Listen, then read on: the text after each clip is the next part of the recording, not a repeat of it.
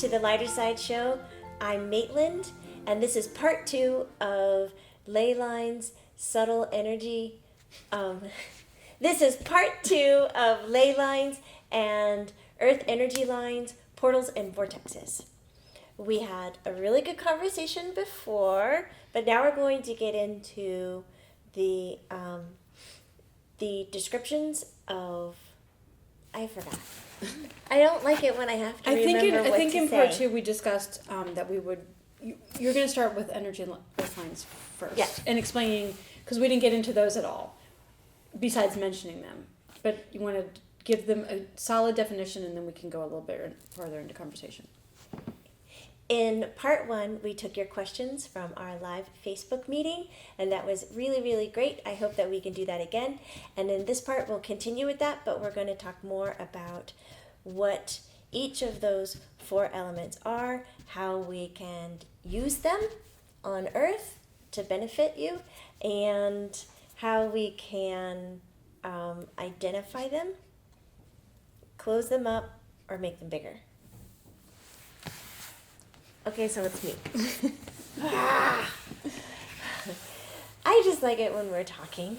That's good. I'm just... Okay, so we talked about a ley line, and a ley line is straight, but I think it's kind of charming that on the maps that you'll find that it's just from point 1 to 2, or A to B, and then it stops.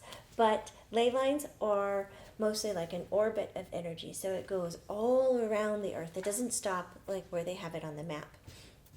And in the ley line, how you can identify them, most of them have been identified already, but that when you approach them, that you have this sense of being in the presence of something greater than you, something that, whether it enhances you to look out and beyond or to go deeper within, an introvert, a ley line is an empowering place.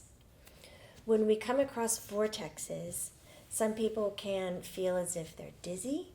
Some people can feel overwhelmed because the abundant amount of energy that's coming through you. So it's like being in the ocean, and then you get into a rip current, and it just kind of woof, takes you along. So that's kind of like a vortex. So you'll feel a big difference in that. And from the positive to the negatives, types of energy and vortexes, the positive kind of brings everything and amplifies it. The negative brings it more introvert. So sometimes when people get into vortexes that are negative, that introvert, you might find yourself feeling depressed or stuck or lonely, full of solitude. And great poetry is written this way, and music is created this way, but some people don't like being in it. So if you're highly sensitive and you come across a negative vortex, you might just not want to be around there at all. You might call it bad or horrible, but those are just your judgment words on it, and you stay away from it. I always say go where it feels best for you, because then that's going to be the boundary that you need.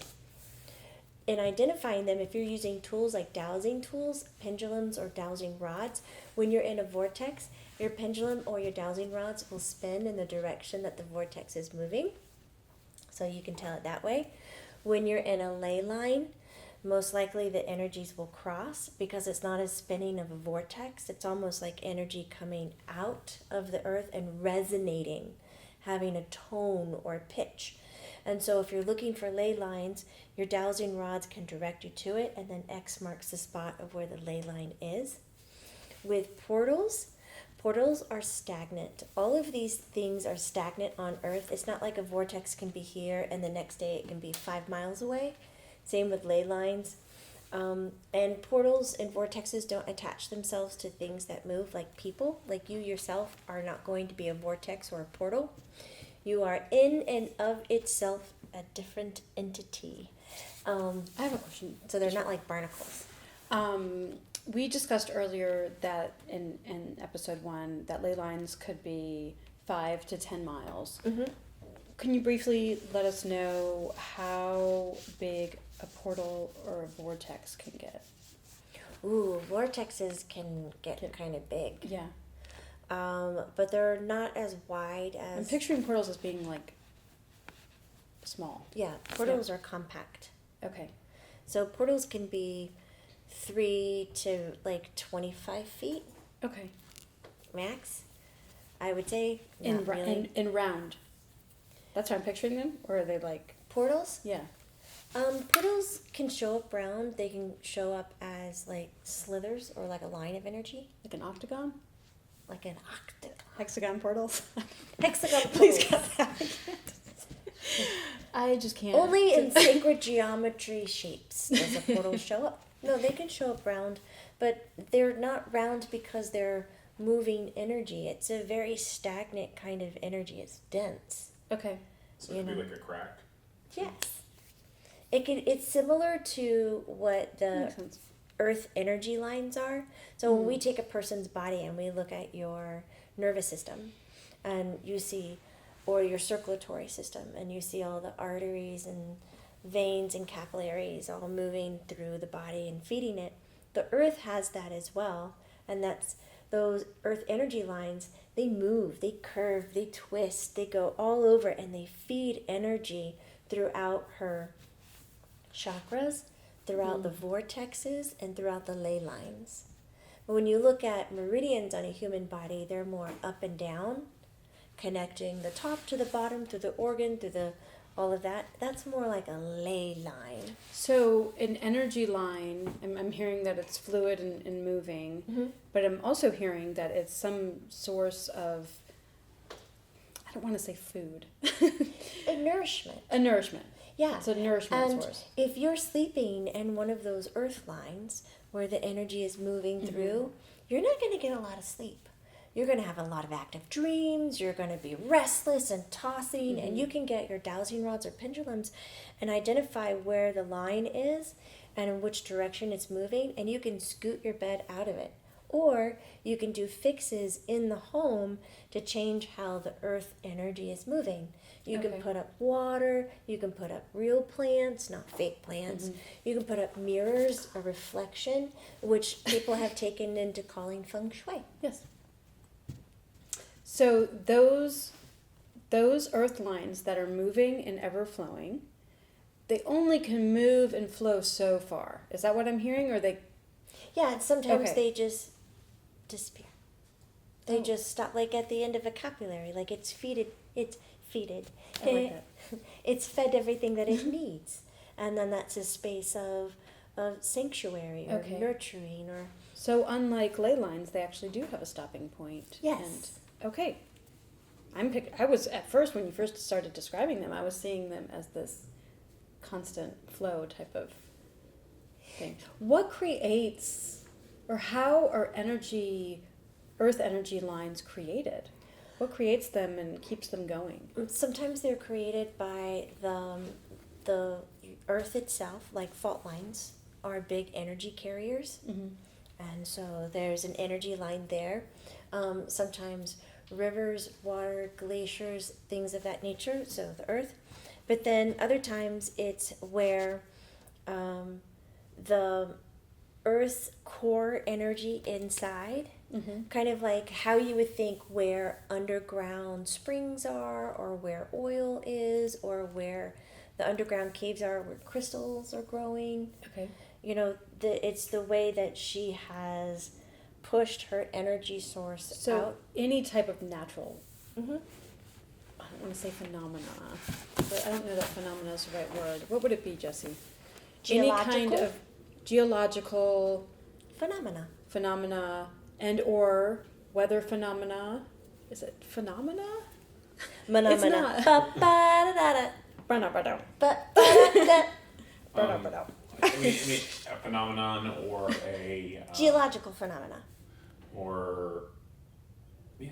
Or a weather phenomena? Whether Well, okay, so it's a weather it's more phenomenon what comes first. inside Weather the earth, from within the earth. The weather we consider more in the atmosphere, but the energy lines come from Coming the up. core. So, yeah. So volcano. volcanoes and Jinx. I don't know what to say after that. I don't know. Earthquake? Earthquake? No, she After said I say jinx. jinx. We said volcano at the same time. Say buy me a Coke. Buy me. I don't Oh, want that's a it. Coke. You're right. That's what Don't you hit him and say buy me a Coke or something Yeah. like that? We'll don't hit me with it. I'm not gonna hit Maitland. Volcanoes, fault lines, the earthquakes, the caves, all the Like a underground natural source. hot spring, like that kind of stuff. Mhm. Okay. Oh, I'd love to get one of those right now. So that's where the earth energy lines are, and you can move them slightly by what you are doing with your plot of earth, which is so funny because you still call it that I own that land. You So, don't own anything. Even river or stream. Mhm. Okay. You know, when you This is dam them up yeah. and then you redo them. Mm-hmm. So, but that's the way, actually, that's a really good visual for looking on Earth about where those Earth energy lines are. Because they move like water. Like a river. Mhm. And the interesting things about rivers, sometimes they're just rushing, and sometimes they're completely stagnant and Yes! fester and kind of like get stinky. Yes! Yeah. It's like the heart inside of you, the arteries and the veins Yep. and the capillaries. That's how that energy is. And so if you're finding that you have disturbances in your house, I would first look for Earth energy lines. Okay. I would use feng shui techniques and dowsing instruments to find them. Mm-hmm. And then I would do repairs or fixes. And if you're still having complications, then I would look for vortexes and portals. Okay, so first and foremost on your list should be the earth energy It's the lines. most common. It's the most common. Okay. Then you go down to portals and vortexes. It sounds like the vortex can kind of, I don't know. Explain that to me, because a big old vortex Well, sometimes sounds like it there's- could wreak more havoc than an sometimes earth's energy line. Sometimes there's vortexes out in the yard, and you're Okay. just on the edge of it in your bedroom. Mm-hmm. And so you keep saying, well, I feel it in my bedroom. So you keep looking and you keep looking, and you're not picking up on anything. But then when you go out in the backyard, you find, oh, this is where it's Oh, happening, okay. and I'm just on the edge here. So I would normally say, start with earth energy lines first. Okay. And then if it's a vortex, you need to, what do you call it? Pan out larger. Go bigger. Okay. Go outside of your Like- house. Even take it to the neighbors a little bit. Yes. You maybe Or need down to the tell s- them what you're doing. Down the street. So how to kind of calm the vortex, maybe you don't want to get rid of it because it's something that resonates very well with you. Mm-hmm. You can use salt lines. Salt is a crystal. I think many people forget that.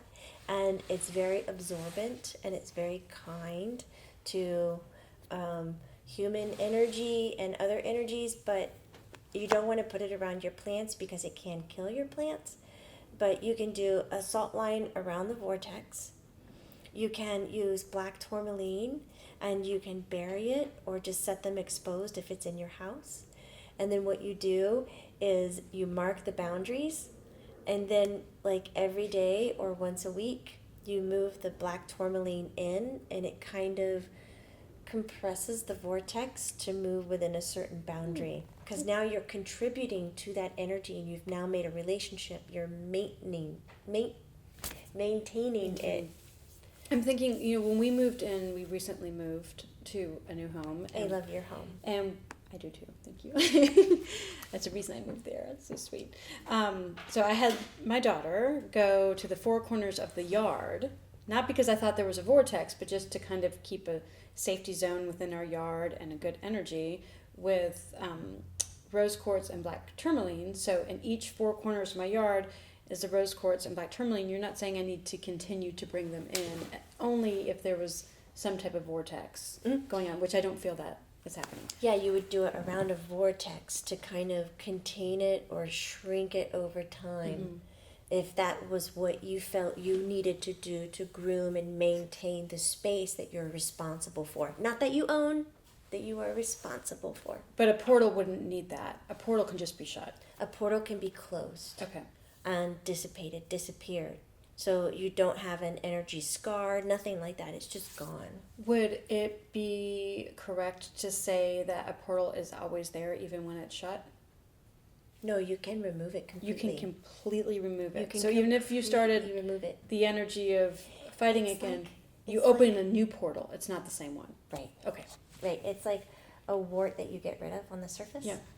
Or a hair that you pluck or something like that. It's just not, it's not rooted. A vortex is Earth's energy on the inside. Okay. The portal is kind of like the barnacle, but it doesn't I travel. think like a portal's like you dig a hole and you can easily put the dirt back in it Yes. and put grass on top. Vortex is not that easy. Yeah. It'd be like trying to fill that hole if it was like a little tornado hole. You're constantly throwing dirt in there and then it's just constantly flying back. You'd have to maintain it a little bit better than that. Yes. Did you find any other questions on the thread? Not specifically about energy lines, but I do have other questions. What are they? We had discussed, let's see. And Lumineers, we are in a flight pattern today. We So are. if you are hearing Atlanta's finest airplanes, you are correct. Busiest airport in the world. Atlanta is the busiest airport in the world. And so it's like it's- 35 miles from here. it's really hard to get away from the planes. Yeah. Okay, so I have a question from Mary. Is there any place on Earth where vortexes or portals can't or don't occur? No. Because if you're saying that they can't occur, that's like saying that the Earth doesn't have any energy. Like it's dead. So where there's energy, there's chance for Oh, vortexes yes. and portals. Because the whole Earth is living. There's a ton in Antarctica. There's a ton in the deserts. It doesn't matter if it's temperature or lush or anything like that. So I'm thinking, I just had a thought. In a house with a partnership or family that all believe in portals, whenever anyone gets upset and they start arguing and say, "Sweetie, we need to stop and relax. We're going to build a portal here." But it's true. You need to stop. There's energy portals being built in our bedroom. Yes. We can't always go to this one place and argue. Or if you're arguing And same for a lot, clean it up. workplaces and stuff. Clean Clean it it up. up. You're right. Just a thought. I'm That's thinking why- like even in the savannah of Africa, the lions are creating energetic portals. But you know what's Right? interesting with animals, even when they have the fight or whatever, they drop it immediately. Yeah. When one animal shows dominance over the other, Well, they they kill the other one, well, some so it stops. and some they don't. Some Yeah. they'll just back down Sure. and they know their place and it's over. But humans aren't like that. They hold on to it. They hold grudges and That's they right, have right. revenge and all of this. Yeah, can you and- see a lion going? Remember what you did 10 years ago? See this I'm scar? holding this grudge. You did this scar. 10 years ago, you disrespected my family, Mufasa. But it's not like that in the animal kingdom world. They clean their energy and they move on. They know how to live with the earth's shining energy, its aura field, and use it to its benefit. And people don't. And that was a question that we had from Steve: is how do animals react to portals? I was going to say vortexes. Just blend them. I They got know. married, This is a vortex line. and that's their baby. The vortex line. But how do animals respond to vortices? Well, wonderful, Yeah. because they're using the language of emotion and not a spoken language. So they're more fine-tuned to recognize energy vibrations. And if it's something that they need to heal themselves from the inside, from the outside, they'll find themselves walking to it. A lot of the migration lines that some of the animals use will be on a ley line or the orbit of energy, or they'll use an energetic inner earth line for their migrations. They know how to replenish. They sleep in certain places and vortexes that renew their energy. They'll go under certain trees that will feed them energy. So they use it to empower and help. Whereas people, we see it still as being an odd phenomena or just interesting or something that we don't know how to manage or handle. But we're coming out of that. And the next, decade or so, it's all going to be talks about making sure you're grounded, touching the earth, meditating against a tree, and, there'll be a time where it's like, oh my gosh, you don't have a pine tree growing in your yard. How do you rejuvenate your energy? It's not about you didn't shower today, you look gross. It's I think energy. one of the things that's really, I already knew this, but because it's so much in my present day-to-day life right now, is if you want to look at the energy of the land that you're living on, look at what animals and creatures are living there. Look at the bugs, the butterflies. If there's not any around, that says something. It says something. So big. I came from a neighborhood where, I saw a butterfly now and then, and yeah, there was cardinals, but my new neighborhood, I'm seeing like snails I've never seen before. I'm seeing so many different kinds of dragonflies, and I know that there is a lake there, but I've been to other smaller lakes that don't have the kind of wildlife that is going on right now in my neighborhood. I like it. You have to remember, Colleen is comparing the same ecosystem. Mm-hmm. It's not like she's saying, "Oh, if you're living in a desert and now you're living No, in I'm the talking tropical about forest." 4 you can miles. see- I'm talking about 4 miles Same. difference. I'm guessing 4 miles. Maybe, it's somewhere roughly around there. I moved 4 miles away. It's completely different. And I'm living in a completely different energy zone. Mm-hmm. And so I think that's such a great indicator for all of us is to step outside and look at what wildlife are living near you. And of course, you don't have to have, bears and foxes and all that if you're in the city, but, look at the nature around you as far as the insects and the birds and how diverse they are and if they're attracted to you in your neighborhood. Yes. Go ahead. Do you have to look for yetis? If there is a Yeti on your land, you really got something going on. Do you have, Jesse, do you have a question about all of this? I have a few. Ooh, go for it. So my first question: do portals open and close? Do they ever open and close naturally? Yes. Very good question. So are there any portals that have existed for eons, or do they have kind of a half-life?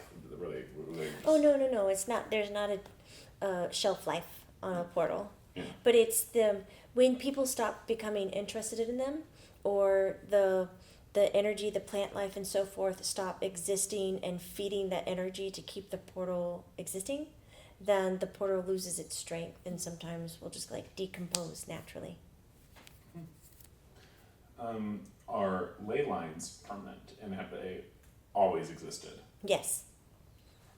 I have a question to back that up. Okay. If you're okay with that. It's a question I popped up in my head earlier and I didn't ask.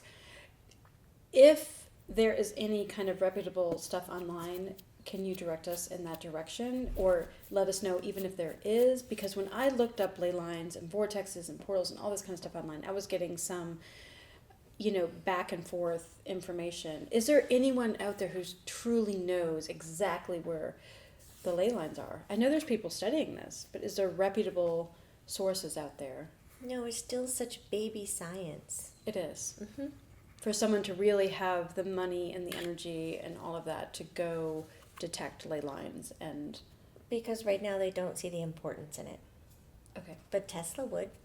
But where... Because even gravitational pull and the scientific measurement of the atmosphere and what is in it is different in a ley line compared to not in a ley line, compared to an Earth energy line. Got it. Jesse, you have more questions? Yeah. Great. So, Maitland, do you enter Jamie through a portal? Do you open a portal up and then?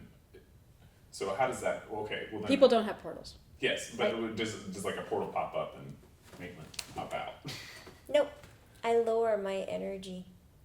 So think of it like sound when you're on a dial. So or you're kind of radio. ooh. Jamie's a radio frequency. Uh-huh. And so I'm just adjusting my frequency to get in. Ah, very interesting. I don't have to go through a portal.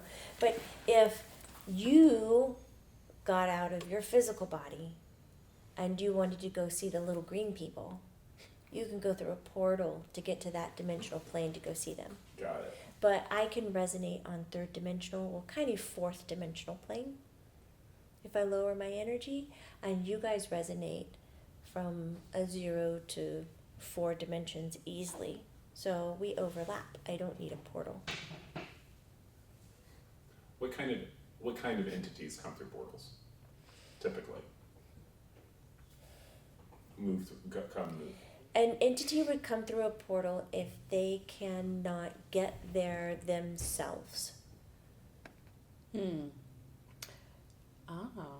So you can, it's almost like you have this portal and you're bypassing vibration. Mm-hmm. So if they can't raise their vibration, they can just get through a portal Yes. and come wreak havoc on you and your family. But they would have to be able to exist on that plane to be able to come across. But sometimes we can't access it. A lot of scientists like to think that portals and black holes or wormholes are the same. It's like a mode of transportation, but there's also, along with the transportation, some sense of shift in the composition of the energy. So there is no vibration, no frequency within a portal. Wait, is that true? Well, kind of, but you could say quite the opposite and say that there's all vibrations within a portal. Oh. Because it would Okay, have so it'd to be more have like an access. abstract, like if you compared it to colors, like it would be the black of colors. Yes. Yeah. Like the black hole. Yeah. Does that make more sense? Yeah, because you could say black is, yeah, that's interesting. the presence of all the vibrations. Sure. Yeah. Good question, Jesse. Thanks. Or whatever led to that. I can't remember what it was. Let's see here. Do vortexes move? The energy in the vortex moves, but the actual vortex does not have legs and move. So it's not like a hurricane. No. Vortexes stay stagnant. It's kind of like when you're looking at your chakras in your body, they stay stagnant. They don't move, across the region that they kind of govern. They stay in one spot, and the energy moves from out it. Is a vortex the same as a chakra in the sense that it can get depleted and congested and Yes. all that kind of stuff? Yes. So it functions almost the same way that a chakra functions. Yes, even down to the qualities of masculine and feminine, positive and negative, counterclockwise and clockwise. So cool. You have them on your body, Mm-hmm. and the earth has them on her body. So are vortexes the earth's chakras? Or the earth has actual inner chakras that... The earth has She's chakras, using main center points that hold characteristics very similar to those on people. But she has more than 7. And then she has a whole bunch of secondary chakras, which are the vortexes that we find most likely like in Sedona. And we had a lot of questions about Sedona as well, and it comes up a lot because that is a place in the United States, and I'm sure throughout the world, it's a well-known place for having high energy and high vibration and vortexes and portals and ley lines and all of that. So let's talk about that a little bit, because it's a great place to use as an example of a place that holds all of this. Well, what do you want to know? Like, the quality of the vortex in Sedona is masculine. Mm-hmm. It has a positive vibration. It spins clockwise. And it amplifies the energy and the healing that comes into it. So people are attracted to the area, not just because of its geological phenomena, of what it looks like and the temperature. They're attracted because when they have positive thoughts or they want to feel better, it happens quicker and faster. And then the highly sensitive people feel that, and they start making reports on it, and they tell other people that aren't that highly sensitive, but are, humans and can engage with energy, and they go, you have to come see this, and they've already explained, so there's this kind of expectation that goes with it, and they go in there and they feel it and they believe in it, and what That you collective believe thought. in is truth. And the more people that do the collective thought that you're talking about, the bigger the energy gets. It's being fed. And we start to create it more than what it really is. humans are creators. What have we talked about the healing properties of a vortex or a ley line? I mean, what are the actual healing properties of it? Or is that, again, more about what intentions we're creating? The magic in all of the healing or even changes are in the intent, because the intent is the attention given to the direct outcome that you're headed. And so if you get into the positive vortexes or ley lines, it's going to amplify that. And it's going to assist you. It's going to help you get it done. When you have an intent and you come into a negative vortex or ley line, which spins counter, it kind of brings you internal.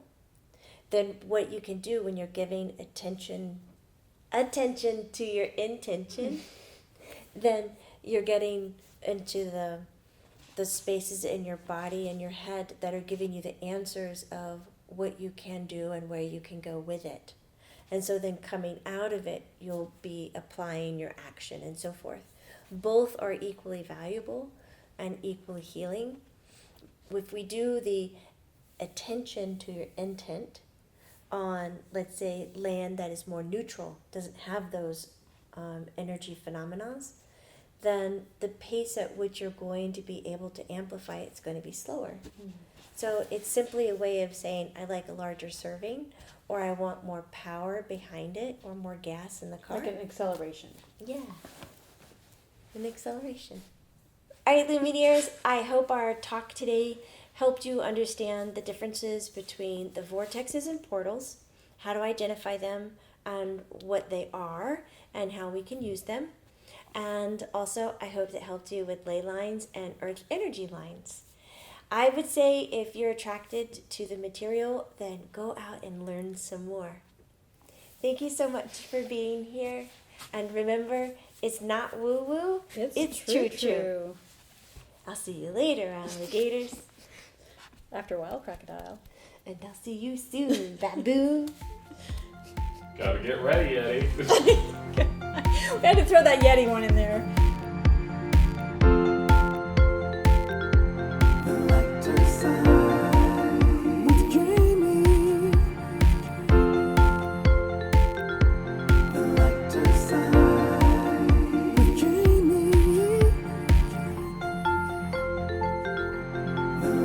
Side.